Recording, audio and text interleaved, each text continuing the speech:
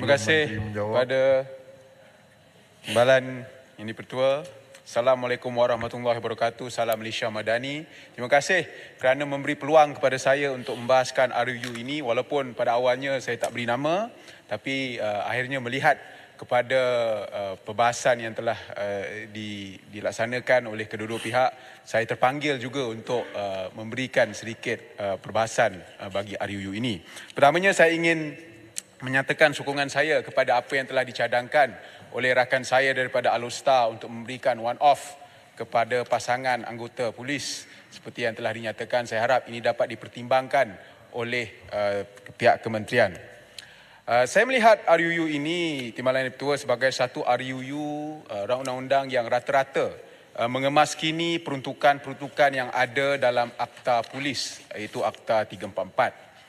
Secara khususnya kita melihat bahawa ada tambahan tugasan polis di jalan awam di bawah Seksyen 21 yang kini dimasukkan dengan tanggungjawab mengiring ataupun escort duty.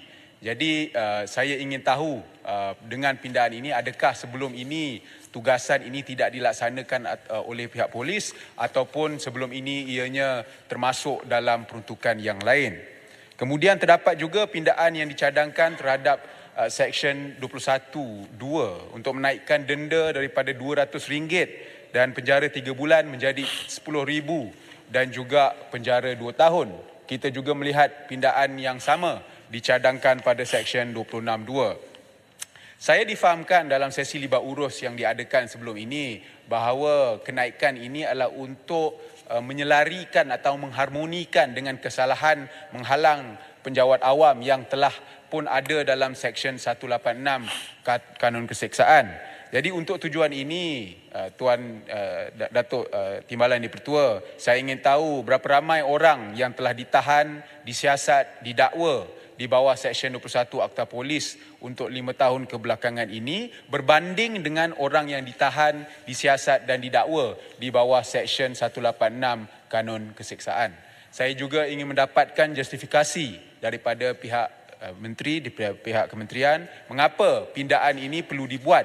Adakah terdapat keperluan mendesak untuk membuat pindaan ini untuk menyelarikan seperti dinyatakan sebelum ini, dan adakah terdapatnya apa-apa kelompongan atau kelemahan undang-undang yang sedia ada. Sama juga cadangan pindaan Seksyen 26(2) untuk mengganti denda RM1,000 menjadi RM2,000, apa justifikasi untuk menaikkan denda tersebut. Datuk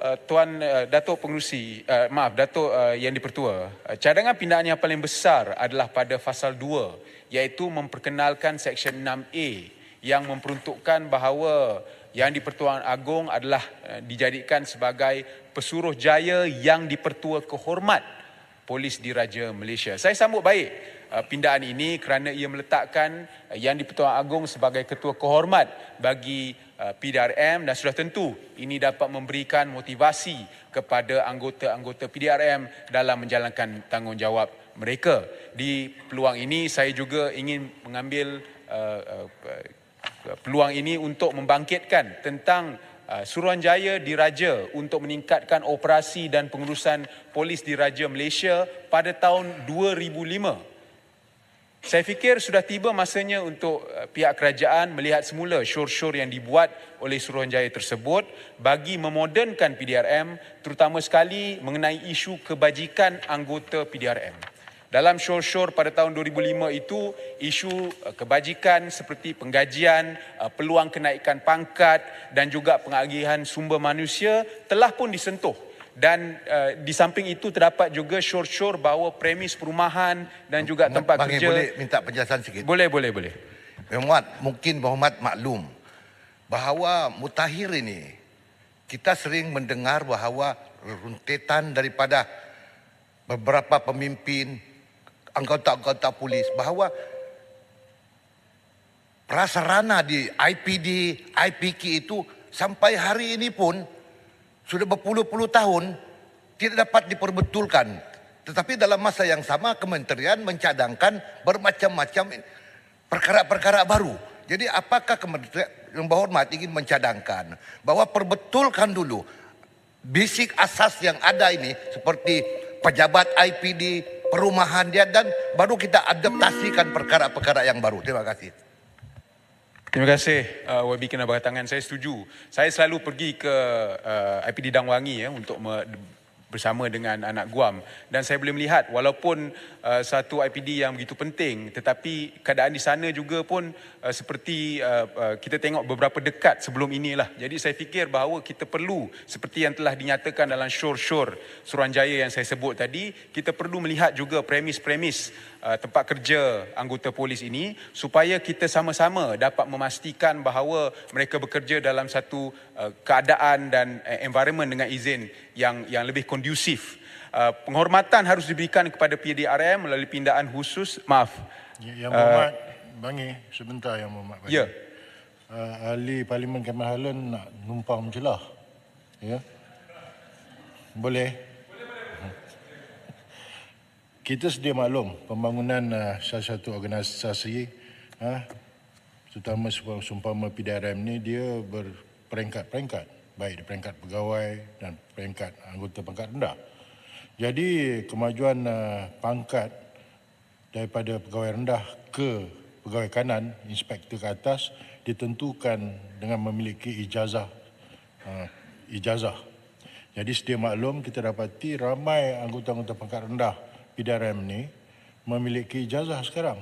Tapi kota untuk mereka menaiki ke pegawai kanan, kalau katakan apa yang dilihat, 300 kekosongan, tidak sampai 100 diambil pada rank and file. Saya cadangkan, kalau Yang Berhormat Menteri boleh setuju, kota kenaikan pangkat bagi mereka dari anggota pangkat rendah yang berijazah ini, sekurang-kurangnya minima 1/4 daripada kekosongan berkenaan. Boleh saya tumpang ucapan saya ni, ahli parlimen ini, dengan Yang Berhormat? Sudah tentu boleh. Tolong masukkan dalam ucapan saya.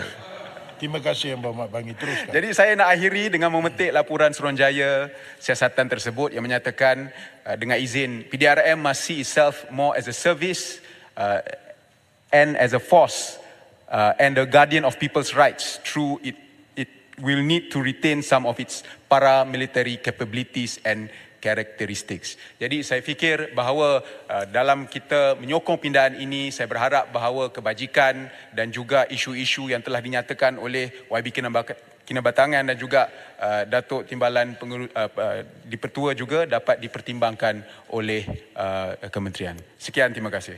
Terima kasih Yang Berhormat Bangi. Seterusnya saya mempersilakan Menteri